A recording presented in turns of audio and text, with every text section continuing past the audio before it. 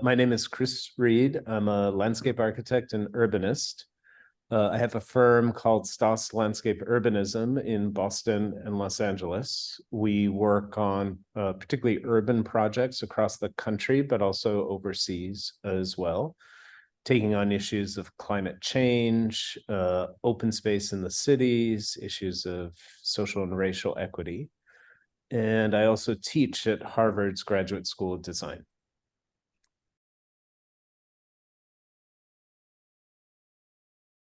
I'm Mike Belleme. I'm born and raised in Western North Carolina in the Appalachian Mountains. And I consider myself a documentary photographer, although I practice kind of a variety of types of photography. What that means usually on a commission basis is kind of more journalistic project work, assignment work for publications, newspapers, and magazines. And then I have my own personal projects that are often many years ongoing, and that's my way of kind of exploring my own issues that I'm interested in. And I've found that the kind of thread through those generally has a lot to do with concepts around connection and disconnection, and how we as people can kind of foster a sense of connection, or kind of try to look at the things that inhibit connection in our lives and kind of work around those. And so that's kind of what I've developed as a theme throughout my work.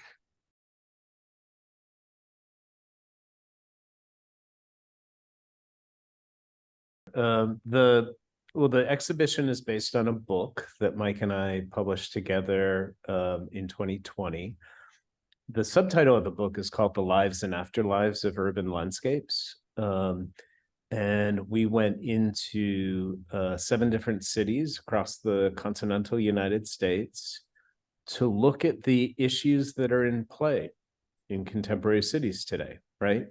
What are the forces at work? What are residents struggling with in their everyday lives?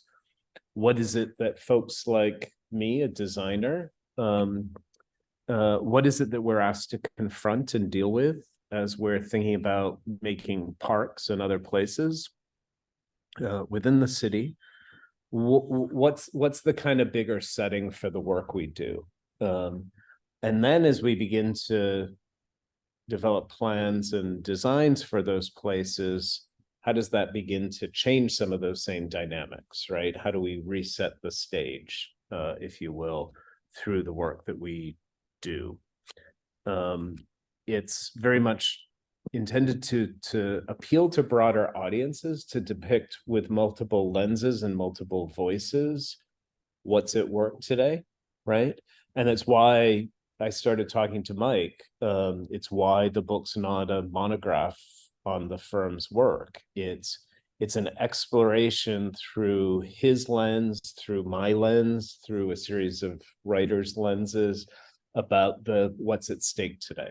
And having somebody like Mike, who very much is more of a journalistic documentary photographer, to really explore those places, to bring forward the people that are at work there and the issues, I thought was a really nice way to begin the project. And that's some of what you're seeing in the exhibition.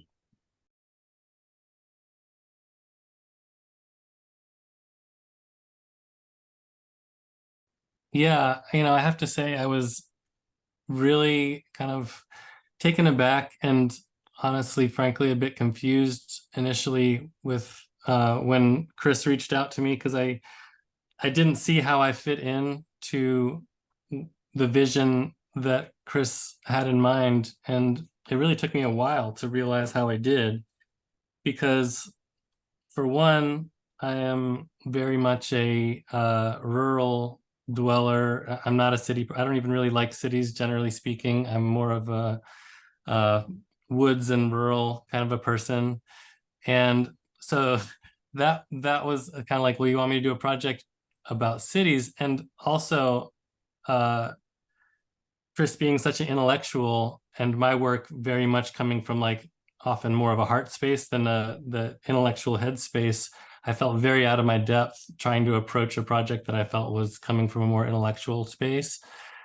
But the more we talked, the more I saw these overlaps, and the more that I realized that he was interested in this kind of looking more into that, for that heart space, and looking for moments within these spaces, these cities, that really humanize and kind of tell the story of life in those places. So while there is a kind of a heady approach to the overall subject matter, it was also really important to do these more kind of visceral and personal images that tell the stories of people that live in these places. And it was really interesting. It came at a perfect time for me when I was starting to get a little jaded towards my own industry and the kind of circular conversations that were happening that were all just kind of felt like the same conversation over and over again. And I didn't realize until I started this collaboration with Chris how much I was needing some kind of interdisciplinary conversation to kind of expand the conversation that we're having within photography a little bit outside of that. And I had no clue how rich of a zone that is. I mean, between documentary photography and landscape architecture, there's just so much space there. And I had no idea the overlap in terms of the things that Chris is looking at the scale of the work that he does is really all the same things that a documentary photographer is interested in. Is, you know, everything that's relevant to life in a city is relevant to the work that Chris does, and also the kind of things that I'm interested in, and really tapping into the psychology of not just urban life, but just life in general, and all the many factors that contribute to how we move in spaces. So I found it all really fascinating, and it gave me a new filter kind of to look at the world through. And I actually really appreciated that it was in spaces that were a little bit outside of my comfort zone, because it allowed me to really lean into the curiosity side of things. Whereas often I'm coming more from a place of familiarity and telling a story that I can tell kind of from a sense of my own personal experience. Whereas this felt like I was documenting something that was outside of my personal experience, which allowed me to really be genuinely curious and just move through a space very fluidly and just kind of go around the corner and be curious what's going to be around that corner, and follow my eye and my intuition in a way that I had never before on any other project. So it was a really just fun experience for me.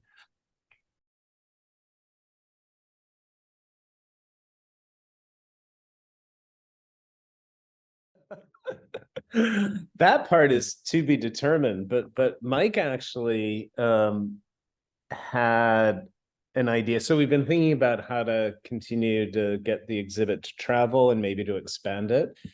And one of our first real opportunities for this actually came through a contact that Mike developed. Why don't you tell that story? So I'm a part of a photography collective that started out called Life at 6 Feet, and that was a way to build community during the pandemic. We launched right at the very beginning of the pandemic, and we just started meeting online on Zoom, at first multiple times per week, and then once a week, and providing some content. Like usually a speaker would come on and share work, and we also provided practice groups where groups of people could get together on Zoom and talk weekly about the work that they're making, and kind of giving each other inspiration and stuff like that. And then that, as the pandemic kind of became less forward in what everyone was talking about and thinking about, we shifted it into kinship photography, which is more about engaging with the natural world and seeking connection with the natural world through lens-based art. And we've done several exhibitions. We did a project where a group of photographers went and made work along the Bartram Trail, which is a long trail that goes from Georgia up into North Carolina. And we all just made work in different sections of the trail and made an exhibition of that work. And we ended up moving that exhibition to UGA, Circle Gallery at UGA in Athens, Georgia. And I just going down there to set up that exhibition and meeting the folks that ran the gallery, I was really impressed with the space and liked it a lot, and thought it would be really a great way for us to take what we've done with Mise-en-Scène and expand it a little bit because there's a bigger space. And so, yeah, we reached out to her, and there's been interest, and we're kind of getting the ball rolling now on trying to figure out how to fund it and all that. So we've got a big grant application in for that. So fingers crossed. And then we're working on another. That's the director at the Circle gave us, in fact, some other sources that go beyond even the design and photography fields, right? To find, I think it's the Wilson Center that deals with public policy and other related issues. And that's exactly the kind of audiences that we want to reach, a much broader audience. It's not just a design audience, although obviously designers are going to be interested. It's not just a photographic audience, although it's been great. I mean, just as Mike has sort of wandered into the design realm, and we've given a couple talks together at schools and all that, he's invited me into a couple venues and online presentations and discussions in the photography world as well. And so it's really nice to see that crossover in the work, and the more that we can begin to get, normal people in to see and to talk about the work, I think the more success we'll feel.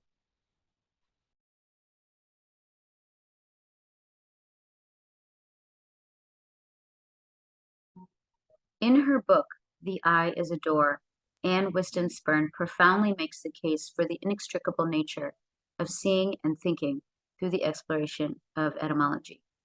Quote, "To see is the root of idea, linguistically and literally. The word idea comes from the Greek ideia, to see," end quote. Prompted by Anne Spirn's proposition and the pairing of Stoss and Belleme's works, I find myself reflecting on the relationship between photography and design in three ways: what was, what is, and what ought to be. What was? In neuroscience, many theories hold that identity is formed by one's memory. Similarly, a sense of place or identity in an urban landscape is contingent upon resonance with its past. What is? Beyond what was, the photograph is also a lens onto what is. The city, as Teju Cole writes, is, quote, "what is everywhere, but is everywhere slightly different," end quote. What ought to be? Both photography and design are acts of shaping how someone views the world. There are striking similarities in the analytical endeavors of remembering the past, analyzing the present, and imagining the future. What worked? What didn't? What is working? What isn't working? What shall we conserve, destroy, and build in our new world? And how do we advocate for it? The imaginary worlds, shaped by the acts of making photographs and designing landscapes, bring focus on what ought to be.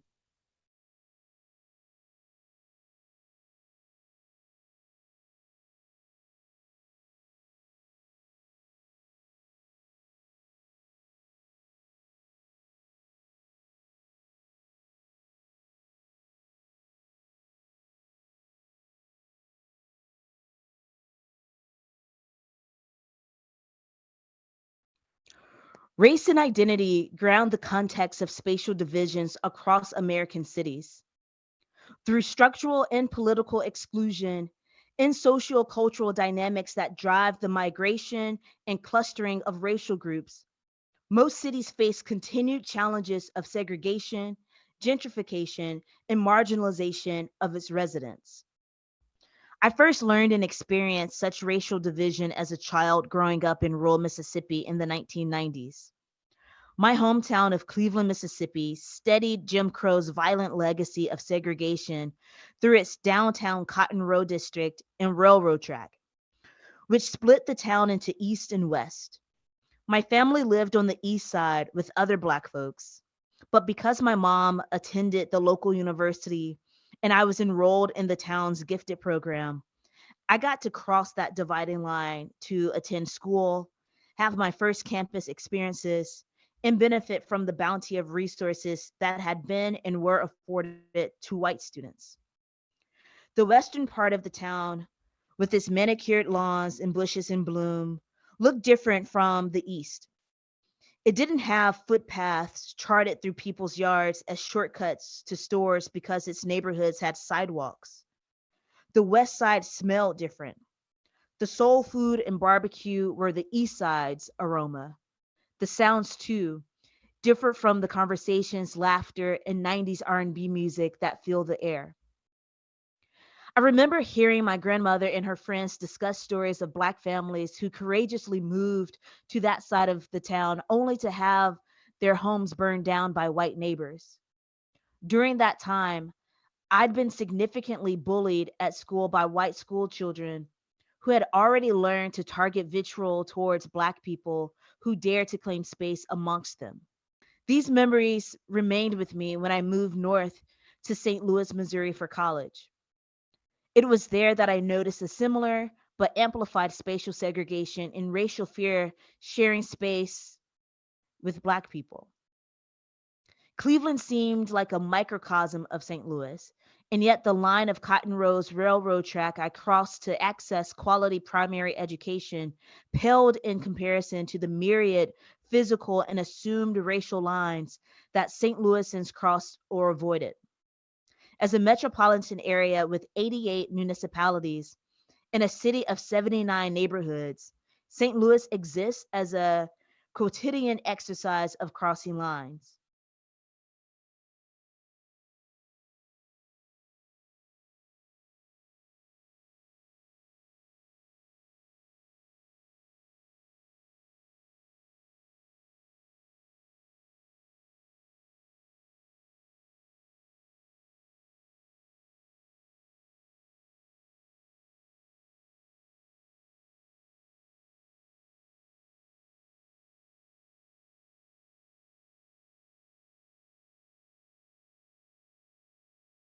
LA is the land of constructs. While many real struggles exist within this complex city, just as many are fabricated by a society obsessed with perfection.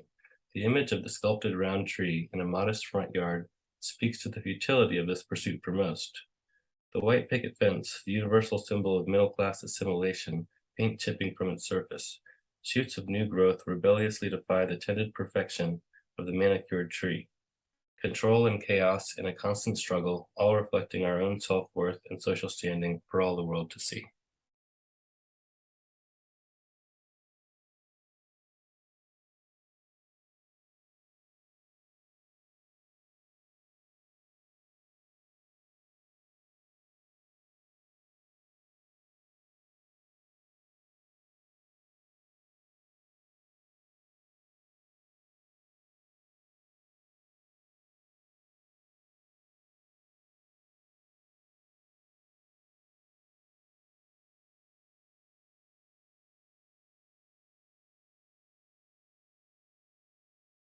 You know that Milwaukee's estuary was filled with wetlands and marshes where indigenous Americans collected wheat. But Tony, the man fishing for trout and perch at Erie Street Plaza the day I was there, did. A barber by trade, Tony is an Italian-American resident who grew up in the Third Ward, Milwaukee's oldest center of commerce built after the land, regarded as a swamp, was drained and filled. Erie Street Plaza is now a meaningful part of the neighborhood. Tony elaborated. I've been coming here for years. I love it. It's sheer perfection. I noticed he was standing next to the constructed marsh, and I asked him why he chose that spot. I like being as close as possible to the water. It is beautiful, he said, pointing to his catch, to the ducks, and to the bumblebees. He added, there is nothing better.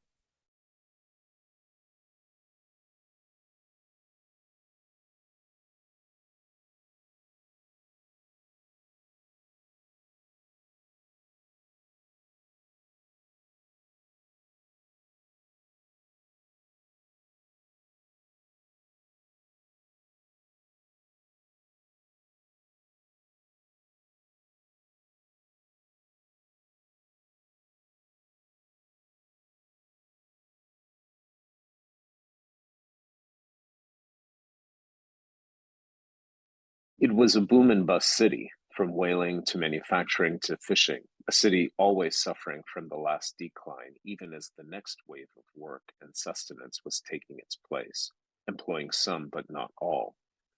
Our typical adventure was to walk along an access road on the city's enormous hurricane barrier, built after a number of storms in the first part of the 20th century, to an island that was only accessible at low tide. Palmer's Island seemed a world away from the city, in the middle of the harbor, but still within earshot of the working wharves. It offered scrambles through low brush and along the beach to an abandoned lighthouse at the far tip of the island. Ours was an urban adventure in a watery wildlands with maritime ruins, but always with views to the city. And as much as it was an amazing escape for a teenager, it was always full of a little tension. Would we make it back before the tide filled in again? Years later, I learned that the same hurricane dike that I used to walk to the island contributed to the slow poisoning of the harbor and river mouth. The contaminated river bottom was in fact a cruel collaboration between the waste of upriver manufacturing operations that sustained the city after the Industrial Revolution and the protective infrastructure constructed in the 20th century at the mouth of the harbor to shield those mills from storm. By the time I was exploring the island in the 1980s, most of the mills were quiet, and their toxic residue had settled to the river bottom, never to be flushed to the sea because of the narrow opening in the hurricane dike.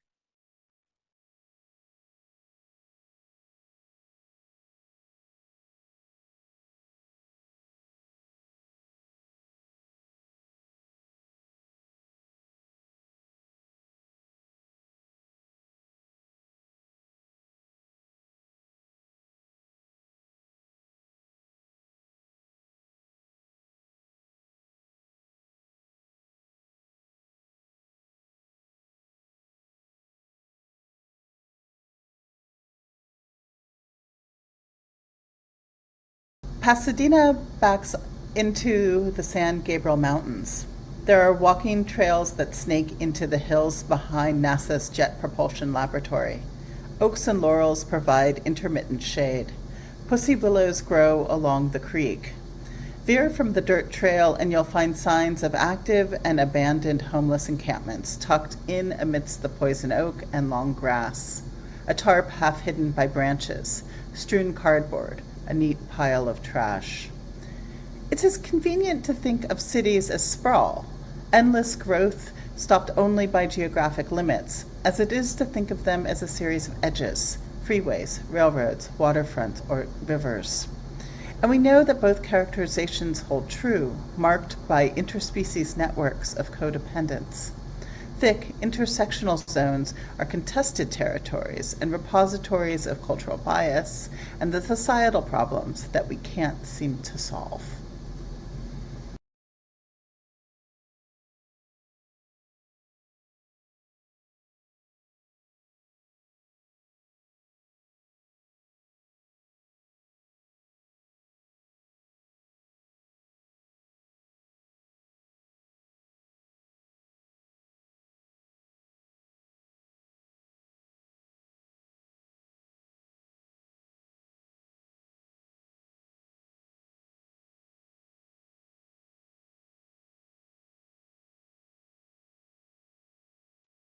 How do we imagine a future that has no precedent in our past? Our histories are shared in poetry, songs, and stories, artworks, and photographs, grounded in landscapes and places that may be, in one generation, irrevocably altered or lost altogether. Our futures are imagined, speculated, and visualized through media that help us see differently. Photography is powerful in this respect, at once reflecting the past while projecting the potential of a place. In so doing, it is both mirror and window. In photographing urban spaces in transition, we gain insights into alternative futures, to the power and potential of places, and ultimately to the transformation necessary to thrive in the coming world. So what will we see ahead? Transformation is necessary adaptation to an unknown state, to a new world that is unfolding fast, and for which we may or may not fit.